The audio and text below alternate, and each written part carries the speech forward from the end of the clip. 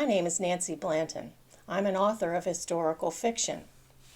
My readers tell me that my work is very similar to things by Ken Follett or Philippa Gregory or Diana Gabaldon or Edward Rutherford.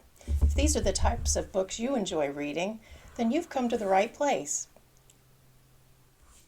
I'm a Florida native, so it's not too surprising that people would ask me, why do you write about Ireland? Well, who doesn't want to go to Ireland? That's one thing. Another thing is, I do have Irish heritage. The first time I ever visited Ireland was with my family when I was 14 years old. And I have to say that the first time I sat down in the throne seat at Dublin Castle, I was completely hooked. The other part is, I have always been fascinated by castles, what they look like, how they were built, how people lived in them, what were their lives like. Fascinating stuff, especially for a kid. But then, as I grew older, I started learning about the rich folklore, the exciting history, terrible oppression. I fell in love all over again with the spirit of the Irish people. Okay, fair enough. So Ireland's a pretty cool place, right? But why do I write about it in the 17th century of all time periods? Well, it is a time of sweeping change not only for Ireland but for all of the world. And in Ireland in particular, there were 3 wars fought by the Irish for their independence. It was a violent time, but also a time of great learning and great growth. And there are so many inventions that happened in the 17th century that made the future possible.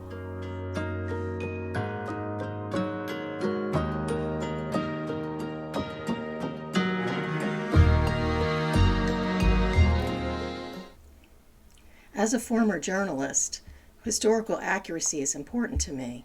For centuries, the Irish story has been told by the English, and Irish perspectives have been lost or destroyed. New scholars are now restoring those perspectives through newly discovered sources, by re-examination of some of the older ones, or by archaeological discoveries.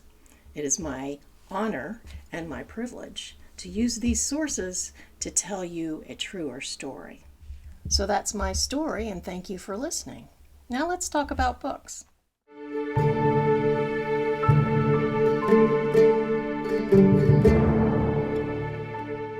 My books include history and romance, but they're not historical romances. They lean more toward adventures.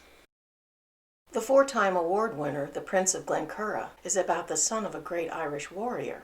Fallon Burke should have inherited vast lands in the Castle Glencurra, but tensions grow in 1634 Ireland as English plantations consume traditional clan properties.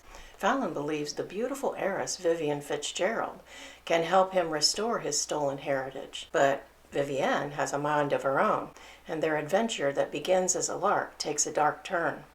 Fallon lands in the crossfire between the 4 most powerful men in Ireland. Fallon Burke returns in 1635 for the Earl in black armor, also a 4-time award winner.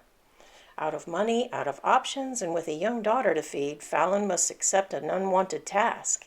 He must travel to Dublin to spy on the ruthless Lord Deputy Thomas Wentworth, who rules Ireland with an iron fist. Wentworth plans to transform traditional clan lands into English Protestant plantations. To stop him, Fallon must discover misdeeds that could force King Charles to recall Wentworth to England. Fallon aligns with the alluring Denisa, Wentworth's personal assistant at Dublin Castle. She too spies on Wentworth, but for reasons even more personal than his own. A common mission takes Fallon and Denisa from Dublin to London and Hampton Court, to York and Scotland, and to the highest levels of court intrigue and power. But secrets, fears, war, and betrayal threaten their love and even their lives. And as Wentworth's power grows, so grow the deadly plans of his most treacherous and driven enemies. The 3rd book, Share a Vogue, is about Fallon's daughter, Elvie Burke.